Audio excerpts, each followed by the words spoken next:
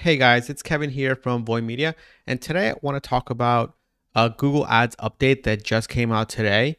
And again, this is an update related to all the privacy stuff that we're hearing about, the reason why Facebook is having a hard time tracking, and then again, another reason why just the whole online marketing and digital marketing is changing. It's something that people that come into the space needs to realize, and also people that have been advertising for a long time or brands that have been advertising for a long time have to sort of figure out that it's just going to change, and it's something that we just need to take it into account. So here the biggest change is that if you're doing Google Ads, most likely you're probably doing last click attribution, but Google just announced that they're moving to data-driven attribution for every new campaign, and then they're also recommending that you change any old campaign to this new model. So let's look at what they said about this, and then let's also talk a little bit about what the data-driven attribution is about. So here is official Google account from Ginny Marvin, who shares insights on Google ad products and Google updates. So here's what she said. In a move away from last click, data-driven attribution will soon be the default attribution model for all new Google Ads conversion actions. We're removing the data requirements and adding support for all conversion action types to be able to use data-driven attribution. So this is pretty big. I mean, last click is probably what most people use. And just so people understand last click, it's basically if someone clicks on your ad, that last ad will get all the conversion tracking. So, which is technically bad for a lot of products, especially because consumers nowadays are not just going to a website and clicking immediate buy. They might be searching for a few things before that, especially for complex products such as cars. For example, realistically for cars or any like big purchase, people are searching hundreds and hundreds of websites before they make the last purchase. So last click wouldn't really be useful there to sort of see the customer journey. And that's kind of what Google is saying, is that the customer journey nowadays is very complex. So we're updating to make it better. And of course, it also has to do with the privacy. So again, they say here, as the privacy landscape evolves, data-driven attribution will help advertisers future-proof their measurement. This is, again, data-driven attribution is also just kind of like Google's modeling it. So it's not like accurate data, but it's better than nothing, I guess. Privacy-centric data-driven attribution trains on real conversion paths and uses machine learning to measure and model conversion credits across touch points, even when cookies are missing. So that's the big piece is, even if you're blocking tracking, they can still model it based on, I don't know, I guess URLs or something, or UTM parameters. Over the coming months, we'll be migrating existing conversion actions to data-driven attribution for many advertisers. We'll give plenty of notice, and you'll still be able to opt out. And then basically that's the biggest change, is that, hey, Google saying, hey, look, in the upcoming months, we're going to force you to do it, and we're going to give you an update of when that is going to be. You can opt out, but it's probably going to be very limiting the data that you're going to get from them. And eventually it's almost going to be like, hey, there's no point of even being on anything but data-driven attribution, because, Google's not going to help you. So let's click on this link. This link takes you here. This link is kind of, just came out today, yesterday, I guess. The future attribution is data-driven. And really this article talks about how machine learning is very critical to this new data-driven model.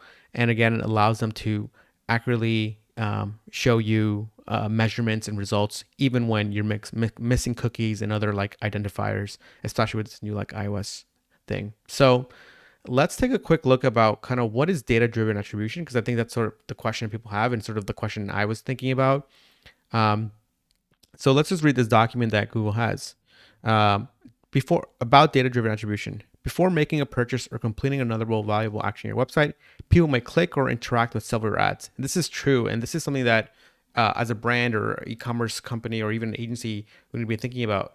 People are clicking on so many ads that we want to know what was the ad, and also can we maybe know the path to get here? That way we can optimize for that path, right? So if someone's searching for like, Voy Media, are they searching for Wilson Lin, who's a co-founder first, Kevin first, and then Voy Media, and then contact us? Or what is that? Or is it Kevin Voy Media contact? Or is it Wilson Voy Media contact? And then this can sort of maybe help us see, okay, this pathway is actually better. Let's pour more money here. So I think that would be great if they can do that. And I think that's sort of what they're going to show you.